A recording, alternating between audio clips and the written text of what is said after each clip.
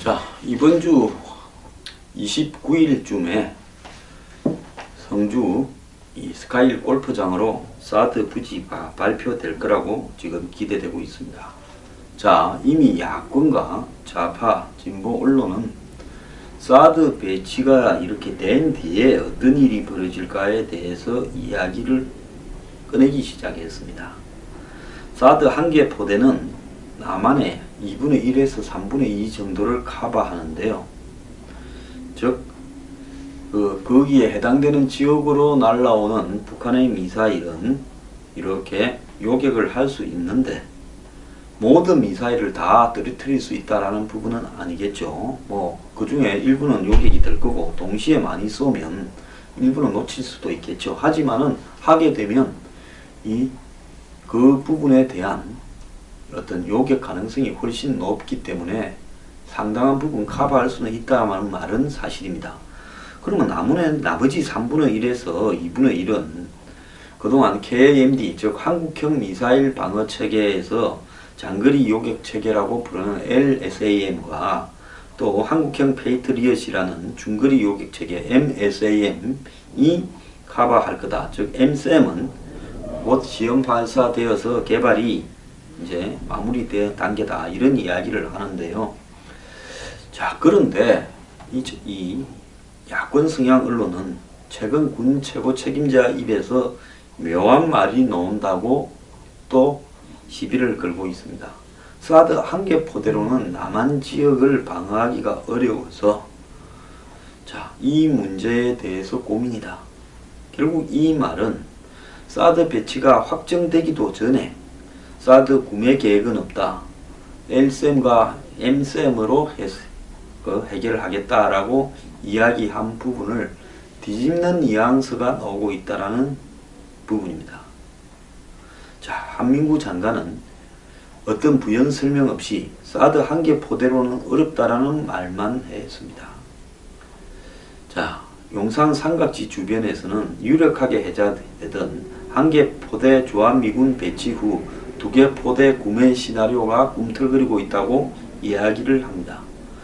지난 21일 국회에서는 여당의 이 대표적인 군 전문가인 김승찬 의원이 한민구 장관에게 물었습니다.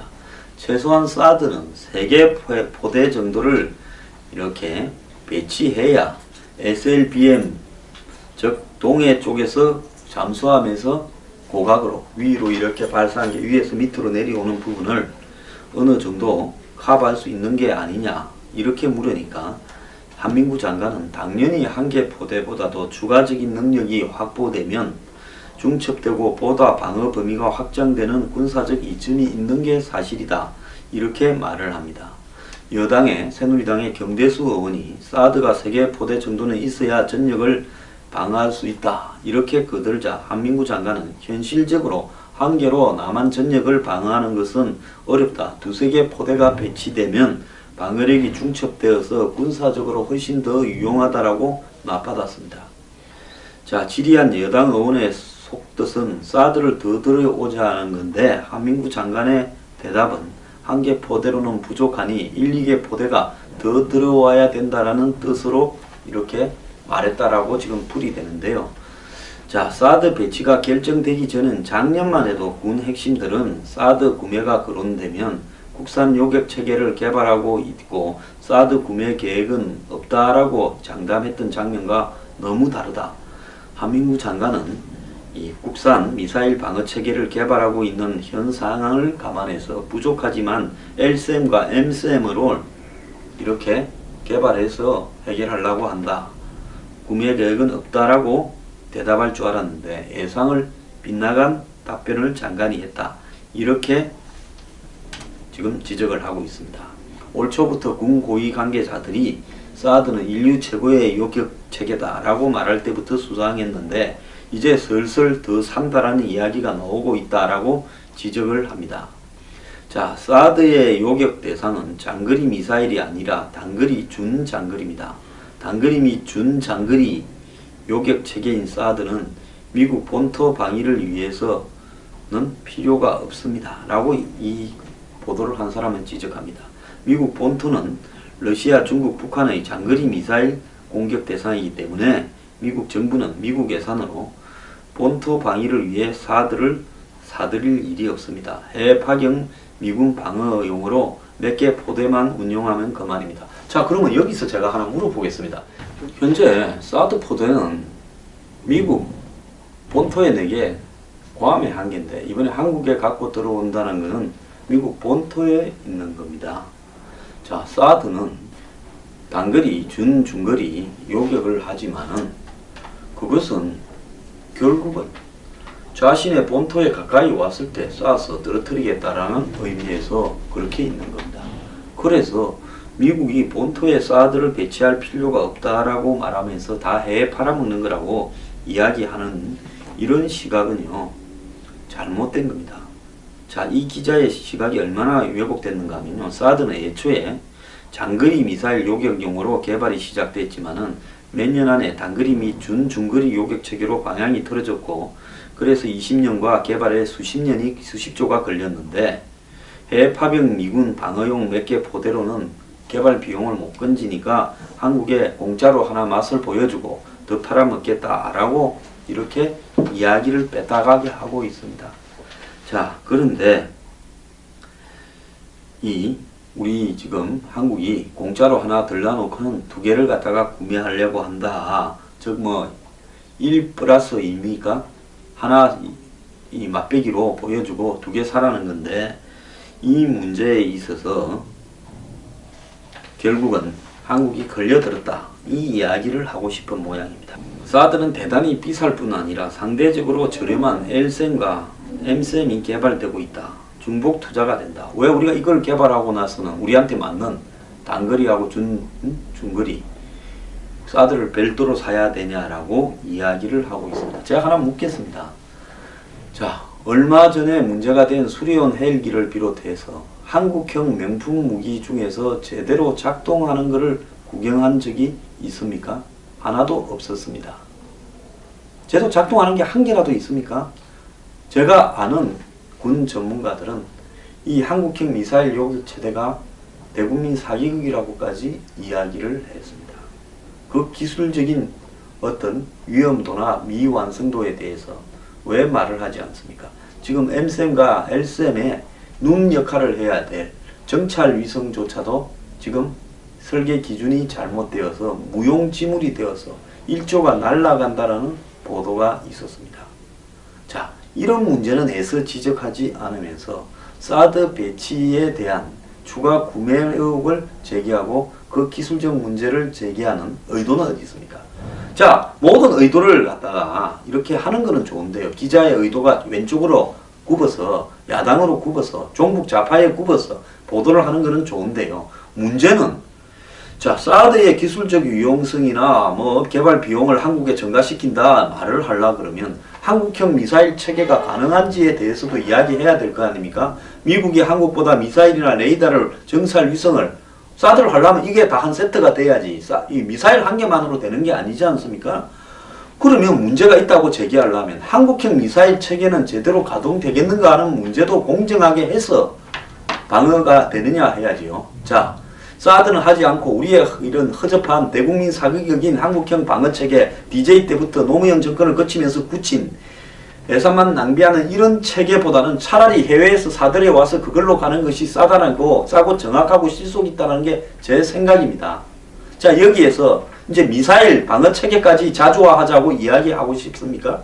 근데 이것이 얼마나 잘못되어 가고 있고 실제 그런 요격 기능이라도 있는 건지에 대해서 문제 제기는 왜 안 하는 겁니까? 이미 여러 가지 우려가 보도되고 있는데요.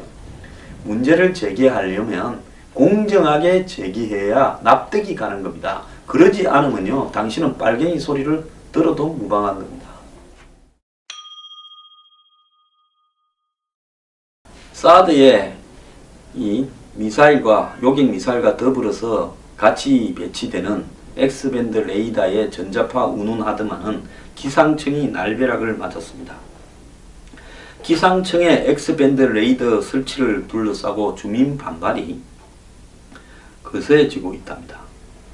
자, X밴드 레이더가 동작구 소재 기상청에 설치된다는 사실이 알려지면서 인근 주민들이 집단 행동까지 불사하며 극렬히 반대하고 있답니다. 집값에 예민한 대한민국의 중산층 여러분들, 이번에 집값 문제를 얼마나 사랑하는지, 집값 문제를 얼마나 삶의 목표로 여기는지 극명하게 보여주고 있는데요. 사드 때문에 기상청이 이런 날벼락을 맞았어야 되겠습니까? 자, X밴드 레이더가 설치된다니까 동작구 주민 1000명이 참여해서 기상청 앞에 항의 집회를 28일 오전 11시부터 개최한답니다. 참 기가 찹니다. 또 같은 날 오전 9시 반에 국회에서도 주민들이 기자회견을 가진답니다. X밴드 레이더는 저층, 즉 고도 1km 정도의 위험 기상을 감지하기 위해 기상청에서 관측하는 장치입니다.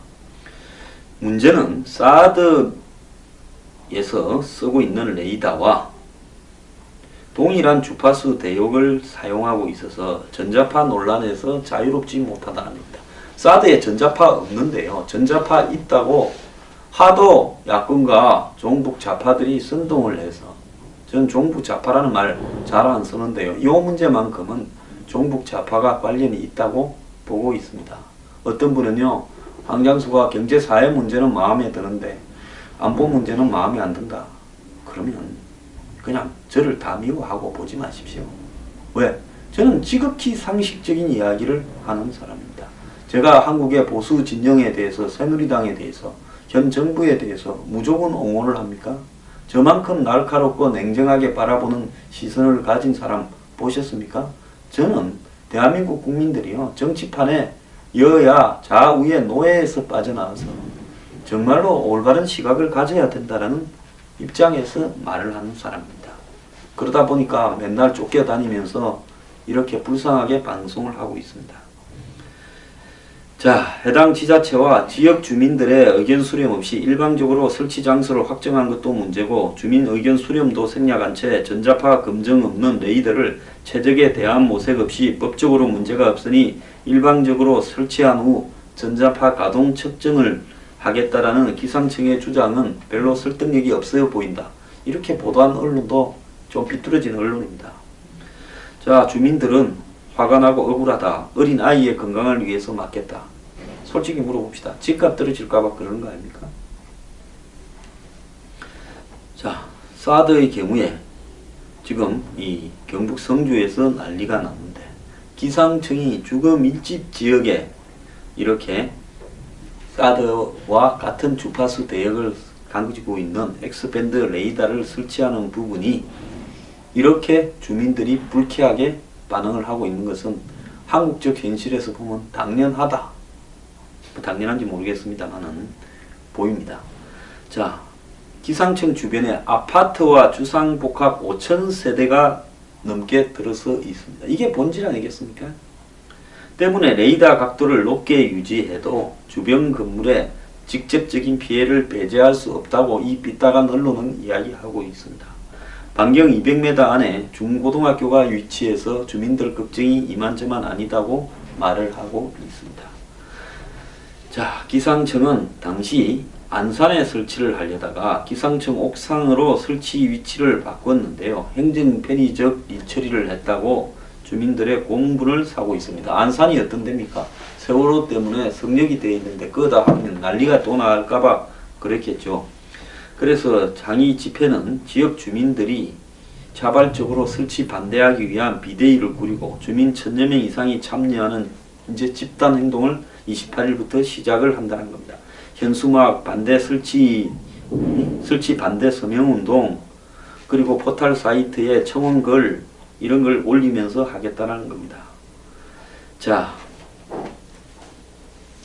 저는 참 대한민국 국민들의 이 허접한 위선적이고 이중적인 행태에 대해서 언젠가는 날벼락이 한번 떨어져야 된다고 생각을 합니다. 이런 것들을 볼 때마다요, 정말로 진짜 혐오감을 느낍니다. 이 시대에 살아가는 중산층은 집값 10원이 아까운, 한마디로 돈에 환장하는 사람들이니까 건강요 아닌 줄 아는 사람들 많을 겁니다. 자, 사드 레이더가 아파트가 5,000세대나 있는 주상복합, 고급 주상복합이 5,000세대가 있는 이 동작구에 한복판에 기상청 옥상에 배치될 때 그 주변에 집값 하락을 이렇게도 걱정을 합니다. 건강 문제 체크해서 없다라는 거 입증이 거의 되지 않았습니까? 자, 기상청은요 이러지 말고요 청와대 그냥 옥상에다가 이 X밴드 레이더를 설치를 하자고 국무회의에 건의를 하는 게 좋을 것 같습니다.